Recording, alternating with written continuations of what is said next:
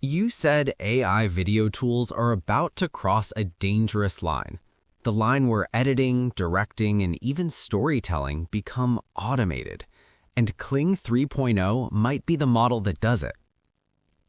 Hey, welcome back. If you create videos, ads, or AI content, watch this carefully. Today we are not reviewing a tool. We are reading the signals behind Kling 3.0 AI video.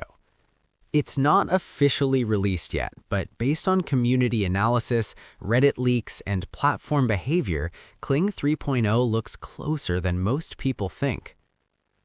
Here's the real problem with AI video today.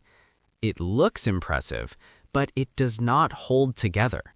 Characters drift, scenes reset, physics break, and editing becomes a nightmare. So the real question is not, can AI generate video? The real question is, can AI handle production? Kling did not jump straight to 3.0. They tested it in pieces. This is important. If you look at the last releases, they don't feel random. They feel planned. Let's break down what we already have. Kling 2.6. This solved native audio, lip sync, ambient sound. That's not a small update. That's a foundation for real video. Kling 0.1, also called Omni. This introduced multimodal logic, better reasoning, what creators call director memory. The AI remembers characters in scenes. Canvas Agent. This quietly changed everything. It moved Kling away from single prompts and into storyboarding and scene control. This is not a toy UI. This looks like the interface for Kling 3.0. Motion control. This proved Kling can handle long takes, complex physics, character puppeteering for 30 seconds or more. Individually, these look like updates. Together, they look like stress tests. Kling 3.0 is not just a better generator. It is shaping into a unified AI video system. One model, one workflow, generation, motion, consistency, and refinement in one loop.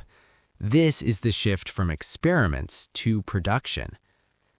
Based on community analysis, these are the minimum expectations. Native 4K and 60 FPS, not upscaled, true high-quality output.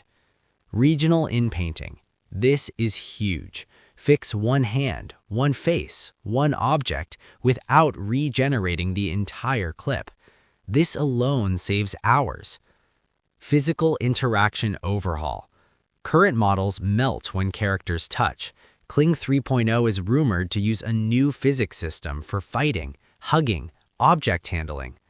Longer standard clips. While competitors push 20 to 25 seconds, Kling 3.0 is expected to push 30 to 60 seconds. That matters for ads, storytelling, and education. If this kind of breakdown helps you, top like. And subscribe if you want updates that explain what tools are actually doing behind the scenes. No hype, just clarity. On r/Higgsfield AI, creators are noticing something interesting. Kling 3.0 does not look delayed. It looks like it's being tested in public in parts. Comments highlight multi-character interaction improvements, memory tracking across scenes, faster editing through regional control. These are not beginner problems. These are production-level concerns.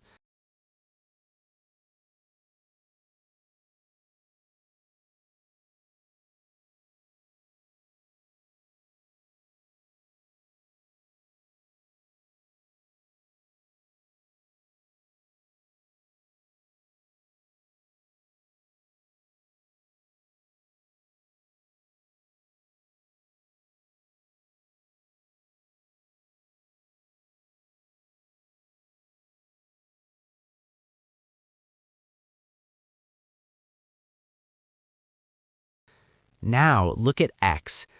Kling 3.0 coming soon on Higgsfield. 15-second clips, multi-shots, native audio, perfect character consistency using elements. That's not marketing fluff. That's capability signaling, and they say it's just the tip of the iceberg. So what does this actually mean for creators? It means AI video is moving from cool demo to reliable workflow. For solo creators, this lowers cost. For editors, this increases speed. For teams, this reduces complexity.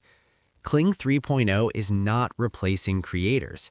It's compressing the production pipeline. Kling 3.0 looks like a consolidation moment. All the experimental features, all the fragmented tools, all the separate models pulled into one system. It's not officially announced yet, but the direction is clear. Now I want your take. Do you think AI video will fully replace traditional editing, or will it create a new kind of editor? Drop your thoughts below. Share this with someone exploring AI video seriously. And in the next video, we'll look at how to prepare workflows before Kling 3.0 launches.